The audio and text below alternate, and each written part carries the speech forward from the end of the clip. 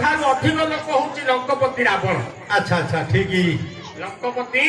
रावण रावण केते गुणे ब्रह्मांड अधिक हेले डाकिबा कि शत्रु रूप से अच्छी आज हेले रावण को डाकी रामचंद्र सेतु बंध प्रतिष्ठा करछंती ठीक क्षेत्र मोहन गणति अच्छी मोहन गणति अच्छी आउ सब रामायण रे ब्रह्मा को डाकी शिवलिंग स्थापना कराए। अच्छा अच्छा ठीक कथा हो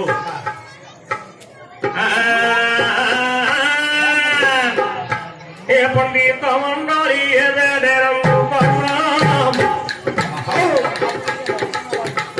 ये छुते जा हेला देबा कहिला घरे देते बोले प्रभु रहिबे वसुदेव तो मने विचार करे देवकी गर्भ प्रजोड़ी कहती मो गर्भे प्रभु जगतपति वसुदेव देवकी तो विचार कले कहीं आसिल हे प्रभु संजय जगन्नाथ प्रभु नारायण कहीं मत परिल गमला निज तो भगवान प्रभु कहती संसार उधारी नुही ए कमलापति एपरी निद गोटी भांगी गलाटी दिन तू दिन धीरे बीती गला देवकी गर्भ गोटी हाजर हेला हरे मास घरे मास चारि मास हेला देवता रे सर्वे चिंता कले बोले बिहारी प्रभु भगवान कहीं कंस बलवान है पुओ मुनि विनाश गला बोले करे थिले किरे तदनादन देवकी गर्भरे चकासन हरे इंद्र चंद्र वरुण वेदपति से मध्य जाई उमा पति गर्भ को चाही करी तुष्टि करती भागवत रे गोटे पद अच्छी गर्भ को चाही गंगाधर तुष्टि करती वेदव। अच्छा अच्छा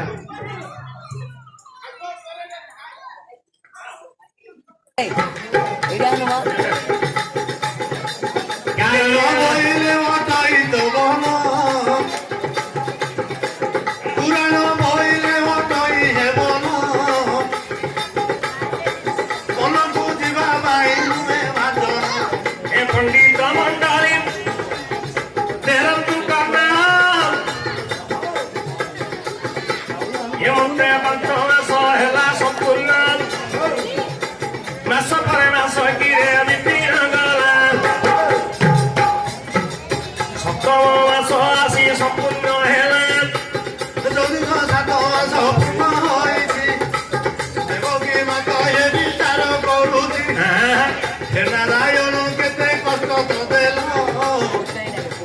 कोण रूप अमर चढ़ाई नेल अपुकल दिए ही रहिब देवी को पाखे मोर मरित हेब एतेक धन संपद त्याग करिबी नयने पुह दुख मुहि देखिबी एकथा देवतीरे चिंता करिले देवकी 8 मास संपूर्ण हेले अष्टांग जोग प्रभु भगवान देवकी गर्भरे तगले रहिला एकथा देवसी नारद जानिले इंद्र को जाई करी पदे कहिले भय तो दूर हेबाणी पृथ्वी विश्वास तो हो जीवनी तमें आ भय पड़ार नहीं ତମେ ଏଥ ନିର୍ଭୟରେ ରହିବ। হ্যাঁ ଭଗବାନ ମର୍ତ୍ତ୍ୟକୁ ପ୍ରବେଶ ହେଇଗଲେଣି। ঠিকই ସିଆଡେ ନାରଦ ଯାଇକି ଇନ୍ଦ୍ରଙ୍କୁ କହୁଛନ୍ତି হ্যাঁ ଯେ ତମେ ଆଉ ଭୟ ପଡିବାର କିଛି କାରଣ ନାହିଁ। কারণ নাহি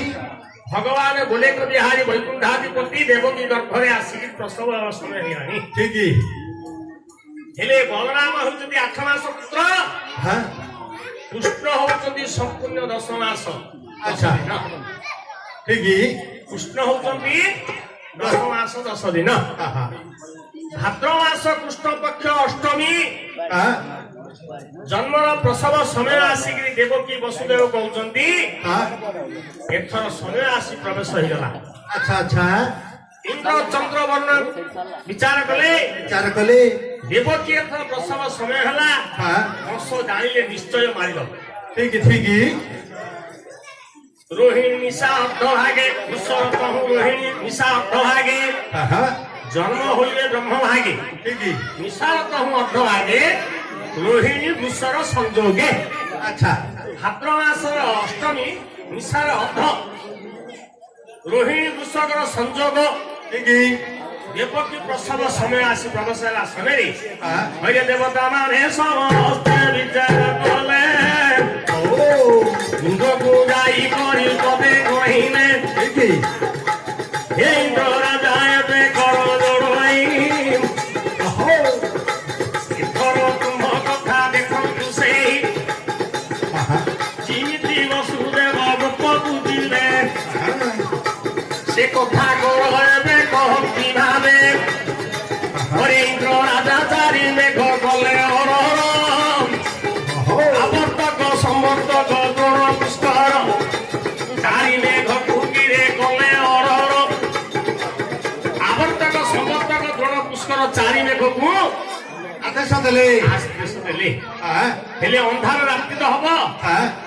ବସୁଦେବ ମଥୁରାରୁ କେମିତି ଯିବେ ଗୋପକୁ? ତାଙ୍କ ତ ଲାଇଟ୍ ନଡ଼ା ঠিকই ନା ନାଇଁ? হ্যাঁ ବିଜୁଳିକି କହିଲେ হ্যাঁ ତୁ ଆକାଶ ମାର୍ଗରେ ବସୁଦେବ ଦେବ ଗଲା ସମୟରେ ঝট ঝট বিজুଳି ମାରୁଥିବୁ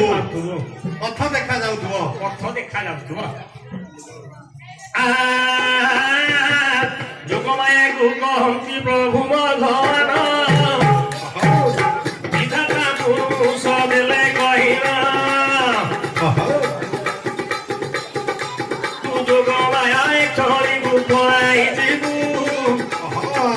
ଲୁହାର ସାଙ୍କୁଳି ଫିଟାଇ ଦେବୁ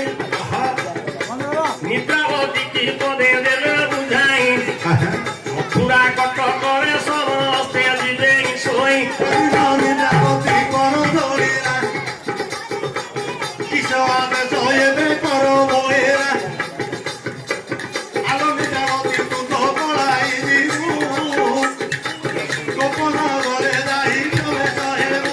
ମୋର ତିନି ଲୋକ କେବେ ହେଲେ ଶୋଇବେ ନାହିଁ ତାଙ୍କୁ ଚେତା ରଖି ବୁଝାଇ ନିଦ୍ରାବତୀ ବୋଇଲା ହେ ଚତୁରାର ଓ ଲୋକରା ଗମତେ ଦିଅ କହିଲ ସେତେବେଳେ ବେଦପତି ବ୍ରହ୍ମା କହନ୍ତି ବସୁଦେବ ଦେବକୀ ବିରୌତ ସେନ ଏ ତିନି ଲୋକ ତ ଚେତା ରହିଲ। ତିନି ଲୋକ ଅଚେତା ରହିଲେ ଆଉ ସମସ୍ତେ ନିଦ୍ରାରେ ଥିବେ ଦେଖ କି ବସୁଦେବ କହିଲା ସମସ୍ତଙ୍କୁ ସଟ୍ଡାଉନ୍ କରିଦେବି। ଠିକ ନିଦ୍ରାବତୀ କହିଲା ସମସ୍ତଙ୍କୁ ଦଣ୍ଡା କରିଦେବି ମୁଁ ଦଣ୍ଡା କରିଦେବି ଏକାଥରେ। ଆହା ସମସ୍ତେ ମଥୁରା ଶୋଇପଡିଲେ କେବଳ ରହିଲା ଅଗ୍ରସର 12 ରକ୍ଷକରେ ଆଉ ବସୁଦେବ ଦେବକୀ ରହିଲେ ଆଜ୍ଞା ଅନିଦ୍ରାରେ। 12 ରକ୍ଷକରେ ଉଗ୍ରସେନ ଅଛି ବସୁଦେବ ଦେବକୀ ବନ୍ଦୀଶାଳେ ଅଛନ୍ତି ଆଜ୍ଞା ଠିକ ଦଣ୍ଡ ହେଇକିରି। କାହିଁକି ନା ଏପଟେ କଂସ କଣ କରିଛି ସତର୍କ କରିଦେଇଛି ଯେତେ ପ୍ରହରୀ ମାନଙ୍କୁ ଦେବକୀ ମାତ ଆହା 10 ମାସ 10 ଦିନ ସମ୍ପୂର୍ଣ୍ଣ ହୋଇଯାଇଛି ଭଗବାନ ବିରାଜମାନ କରିବେ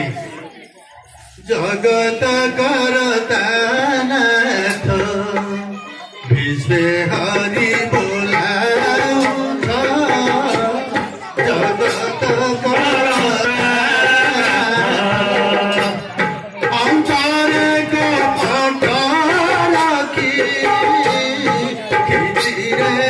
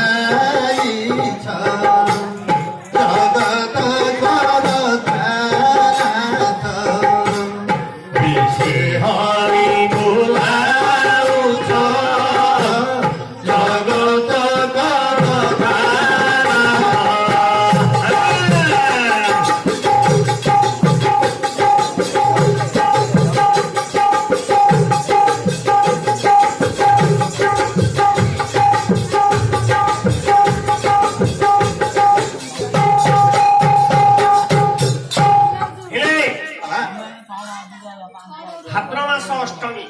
अच्छा विद्यावती समस्त शयन कले शयन कले उग्रसेन देवकी आउ वसुदेव चेता अछंती सीता अछंती हरे जेतेबळे प्रसव देवकी करंती वसुदेव नयନରେ देखि दियंती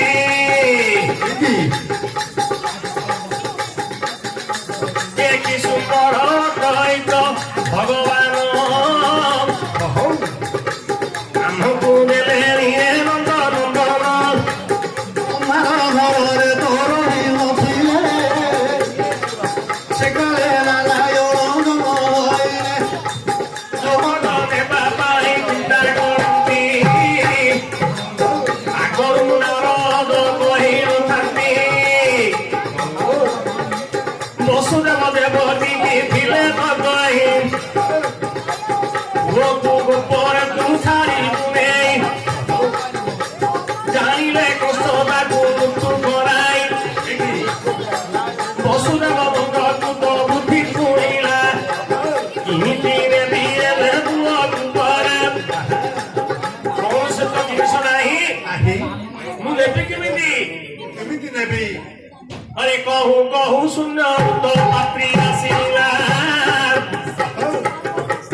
कहू कहू सुंदर तो पात्री आसिला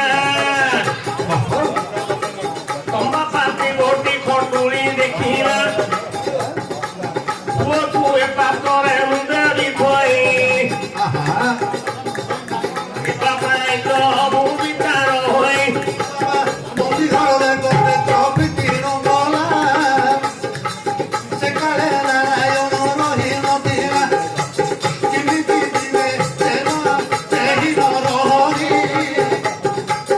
अलग घरे ଏହା विचार करी अनंत मने मने विचार कले एबे प्रभु चाली गले देवत्वपुरे एकी ମୁଁ ମଧ୍ୟ ଯିବି ବୋଲି ବିଚାର କଲେ ନିତାପୟ ବିଷ୍ଣୁକିରେ ଦିଅନ୍ତି କହି ଅନନ୍ତ ପଦେ ଦେଲେ ଉଠାଇ ଆହେ ଅରତ ତୁମେ ପଳାଇ ଯିବ आहा ମଥୁରା କଟକରୁ ଗୋପପୁରର ସନ୍ତ ଫେରି ଢାକି ରଖ ନେତ୍ରର କାହିଁକି ଧର ଧର ବର୍ଷାଏ ହଉଛି ସେ କାଳେ ଇନ୍ଦ୍ରଦେବ ମୁଷ୍ଟି କରୁଛି ভুকা যুবতী রসিক কামিনী রকা কাহি গল মুরলী ভুকা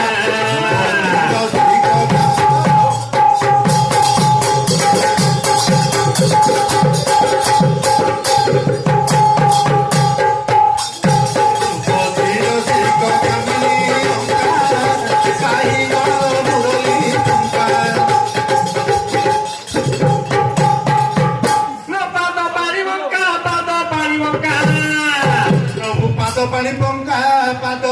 ପାଣି ପଙ୍କା নয়ন লঙ্কা কাহি গল মুরলী ভুকা যুবতী রসিয়া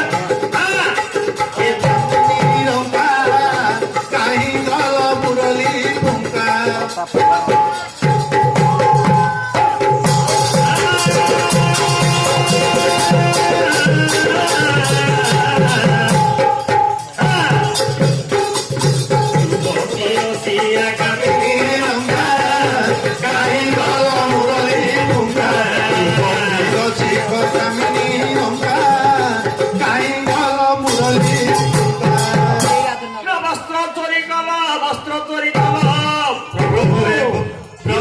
চোরি কল বস্ত্র চোরি কল কদম্ব মূলরে রান্ধব তঙ্গে କାହିଁ ଗଲ ମୁରଲି ପଙ୍କା ଯୁବତୀ ରସିକ କାମିନୀ ରଙ୍କା କାହିଁ ଗଲ ମୁରଲି ପଙ୍କା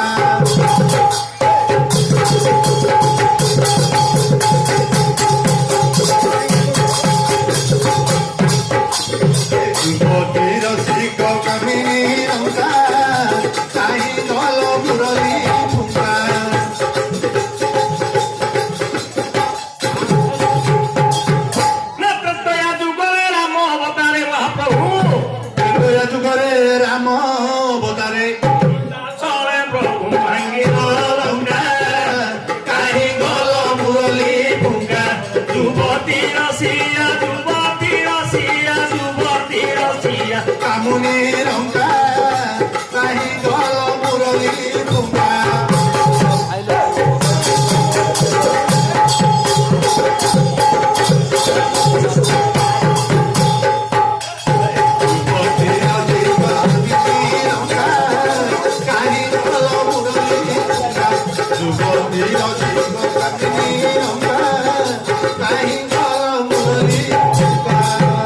ନା କହେ ସାଲ ବେଗ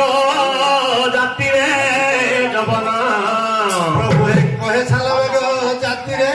ଜବନ ଶ୍ରୀରଙ୍ଗା ଚରଣେ ରହୁ ମନ କାହିଁ ଗଲ ମୁରଲି ବୁକା ଯୁବତୀ ରସିଆ ଯୁବତୀ ରସିଆ ଯୁବତୀ ରସିଆ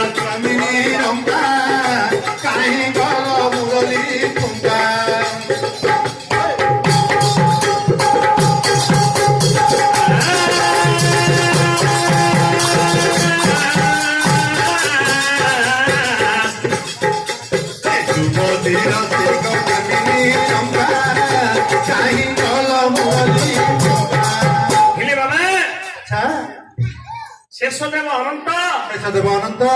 ପାତ୍ରିରେ ନେଇକି ସପ୍ତ ଫେଣି ନାଗ ଢାଙ୍କୁଛନ୍ତି ଆଚ୍ଛା ସ୍ୱୟଂ ଭଗବାନ ଶ୍ରୀକୃଷ୍ଣ ଅଛନ୍ତି ଖଟୁଳିରେ ପାଟୁଳିରେ ଅଛନ୍ତି ବସୁଦେବ ନେବା ପାରେ ବିଚାର କରୁଛନ୍ତି ଆଚ୍ଛା ଆଚ୍ଛା କବାଟ ଫିଟିଛି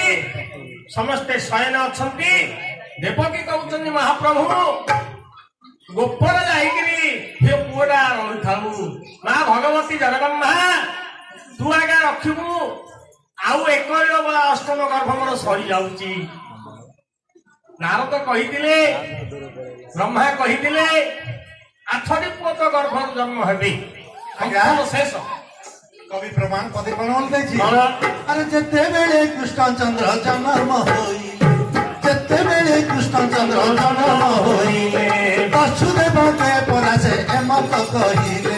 ମତେ ଦେଇ ଯାଅ ବାପା ଗୋପୁରେ ଭଲେ କାହିଁ ବଙ୍ଗ ପୁଟେ ନନ୍ଦ ଘର ଟୁକୁଲି ଗୋଟେ କାହିଁ ଜଙ୍ଗଲ ଭଇ ଆରେ ଆସନୁ ମତେ ନେଇ ଧଇ କାହିଁ ଡାଲ ଖାଇଲେ ଡାଲ ଖାଇଲେ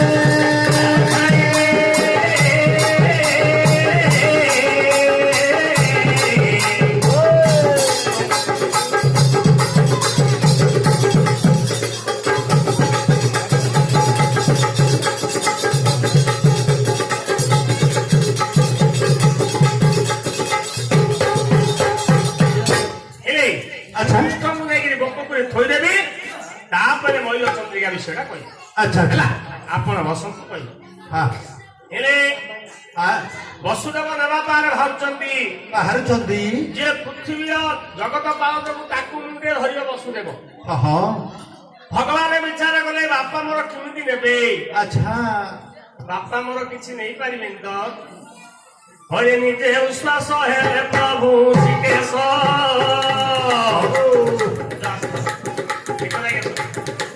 କଟୁଳି ଉପରେ ଆଉ ରହେ ପ୍ରତ୍ୟକ୍ଷ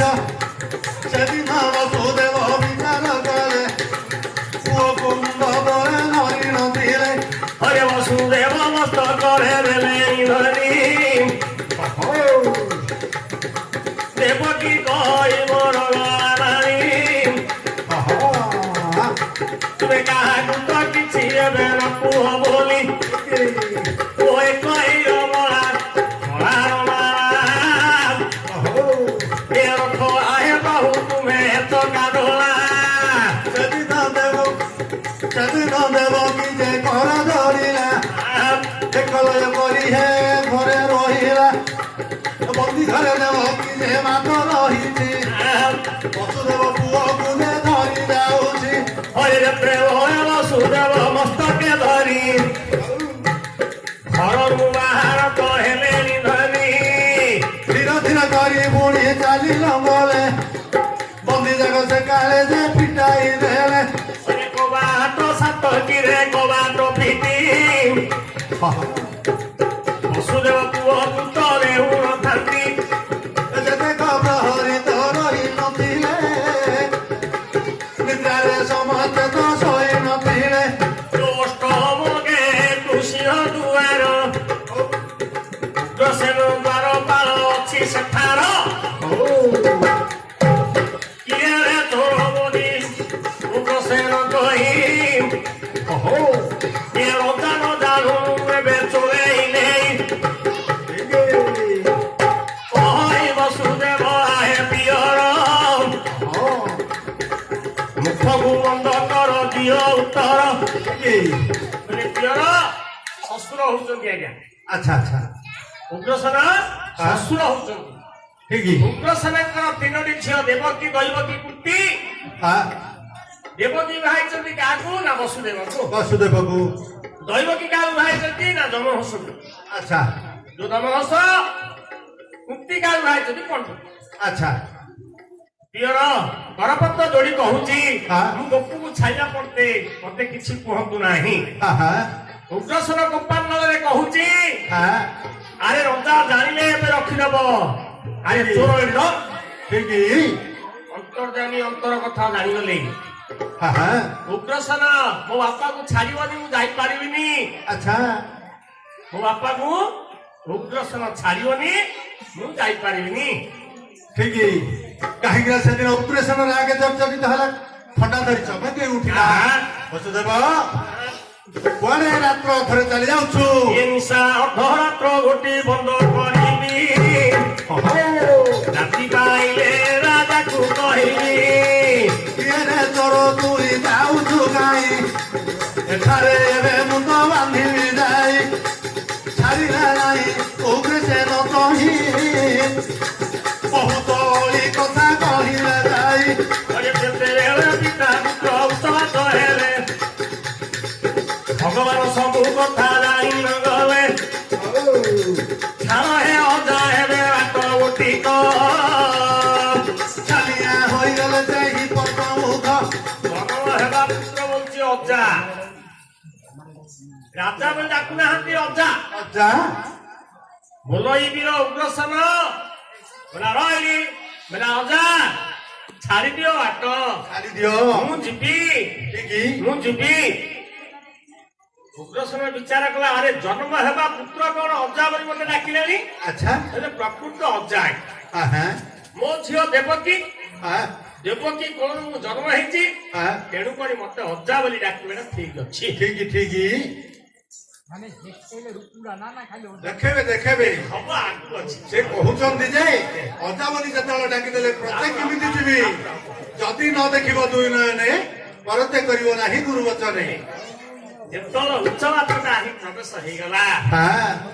ଉଗ୍ରସେନ କେତେ ହେଲେ ମଧ୍ୟ ମାନିଲାନି। ମାନିଲା ନାହିଁ ଛାଡ଼ିବି ନାହିଁ ଛାଡ଼ିବି ନାହିଁ ଛାଡ଼ିବି ନାହିଁ। ଶେଷକୁ ପ୍ରଧାନରେ କହିଲା ବୋଲଇ ବୀର ଉଗ୍ରସେନ ଦେଖାଅ ତୋର ଶଙ୍ଖ ଚକ୍ର ଚିହ୍ନ। ଠିକ ଭାଗବତ ଲେଖା ଅଛି ବୋଲଇ ବୀର ଉଗ୍ରସେନ ଦେଖାଅ ତୋ ଶଙ୍ଖ ଚକ୍ର ଚିହ୍ନ ତାହେଲେ ପ୍ରମାଣ ଜାଣିବି ତୁ ଭଗବାନ ବୋଲିକିରି। ଭଗବାନ ଅନ୍ତର୍ଜାମୀ ଅନ୍ତର କଥା ଜାଣି ଉଗ୍ରସେନ କହିଲେ ଅଜା ଦେଖେ ଠିକ ଶଙ୍ଖ ଚକ୍ର ଗଦା ପଦ୍ମ ଦେଖିଦେଲା। ଠିକ ଆଜ୍ଞା 4ଟି ଲୋକ ଜନ୍ମ କାଳେ ଦେଖିଛନ୍ତି ଶଙ୍ଖ ଚକ୍ର ଗଦା ପଦ୍ମ। ବାବା ଶଙ୍ଖ ଚକ୍ର ଗଦା ପଦ୍ମ ଦେଖାଇ ଦେଲେ ଉଗ୍ରସେନ ଦର୍ଶନକୁ କରିଲେ କରପତ୍ର ସେଦିନ ଯୋଡ଼ି ନ ଦେଲେ ହାତୀଙ୍କ ଚରଣରେ ଶରଣ ଦେଲେ ଆହେ ଭଗବାନେ ଶୁଣନ୍ତୁ ଦେଇ ମନ ସାଇ କହିବା ସୁନ୍ଦର ଆଖ୍ୟାନ ରାତି ଧର ତ ନେଉ ଅଛନ୍ତି ଉପରେ ବସୁଦେବ ଧରନ୍ତି। ହେଲେ ଶଙ୍ଖ ଚକ୍ର ଚିହ୍ନ ଦେଖିଦେଲେ କିଏ ସେ ଉଗ୍ରସେନ।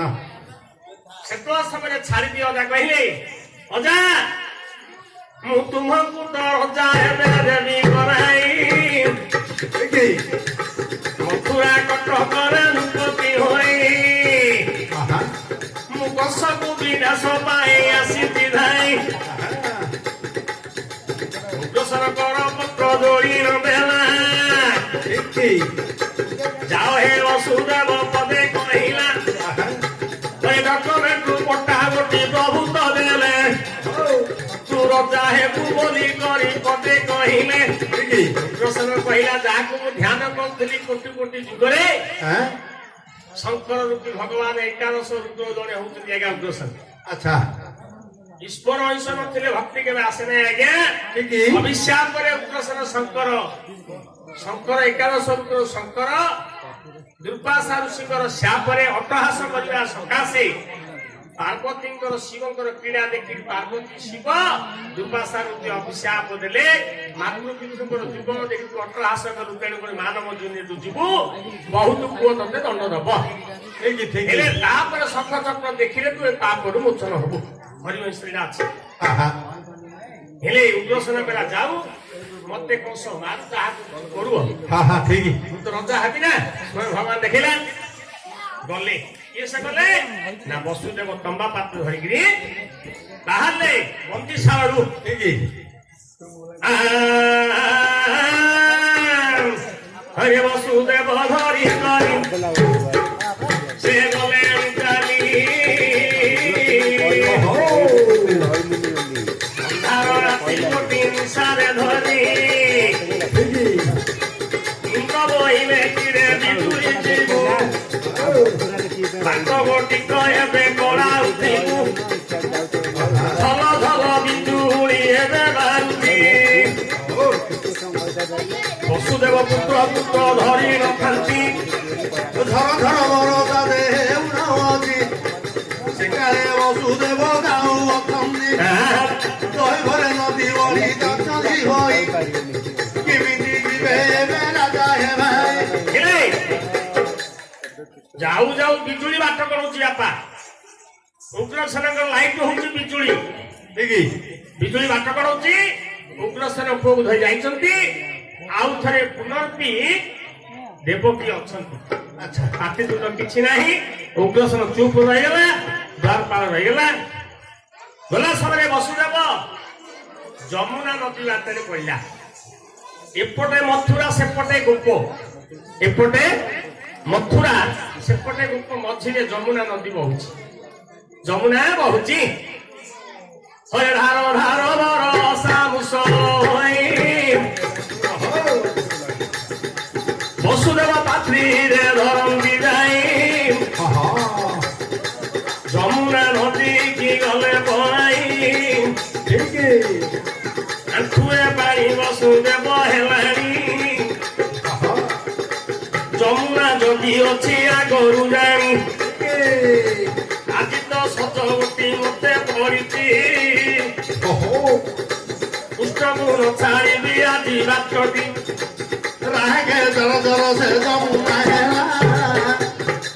ଛାତିକି ସେଠାରେ ତ ଫୁଲାଇ ଦେଲା ଧୀରେ ଧୀରେ କରି ବସୁଦେବ ତ ଗଲେ ନଦୀ ଭିତରେ ଦେଖ ପଶିଣ ଗଲେ ପାଟିଏ ପାଣିରୁ ଯେ ଆଣ୍ଠିଏ ହେଲା ଆଣ୍ଠିଏରୁ ବଢି ତ ଅଣ୍ଟାକୁ ଗଲା ଯେତେବେଳେ ପ୍ରଖର ତ ନଦୀ ବଢିଲା ବୁକେ ପାଣି ବାବୁ ପ୍ରବଳ ହେଲା ବରପତ୍ର ସେଦିନ ସେ ଦୋଳି ନ ଦେଲେ ବସୁଦେବ ସେ କାଳେ ସେ ବିଲୟ ହେଲେ ଆଜ୍ଞା ଭୂପୃଷ୍ଠରେ ସବୁଠାରୁ ମମତା ସ୍ନେହ ହଉଛି ପୁତ୍ର ପୁତ୍ର ପିଣ୍ଡ ପ୍ରୟୋଜନେ ପୁତ୍ର ହିତ ପ୍ରୟୋଜନେ କାର୍ଯ୍ୟକୁ ଧରିକି ମୈତ୍ରୀ ଧରା ହୁଏ ଆଚ୍ଛା କାର୍ଯ୍ୟ ଯଦି ପଡିଛି ମୈତ୍ର ବନ୍ଧୁବାନ୍ଧବ ଧରା ହବ ଠିକ କେବଳ ପିଣ୍ଡ କହୁଛି ପୁତ୍ର ପିଣ୍ଡକୁ କାରଣ ପୁତ୍ର ଠିକ କେବଳ ଆଉ ଭୂପୃଷ୍ଠରେ କୋଡ଼ା ସ୍ନେହ ନାହିଁ ଆଜ୍ଞା ନାହିଁ ନମ ପିତୃ ଜନ୍ମନାତା ସର୍ବଦେବ ମୟାଗତା ସୁଖଦାୟ ପ୍ରସନ୍ନାୟ ସଦିୟ ପରମାତ୍ମନେ ଆଚ୍ଛା সকল তীর্থ লোকায়া করুণা সাগর হরি অনাদিকাল ଅଛି ପୁତ୍ରର ସ୍ନେହ ମମତା ଆହା କିନ୍ତୁ ଆଣ୍ଠୁ ହେଲା ପେଟେ ହେଲା ବେକେ ହେଲା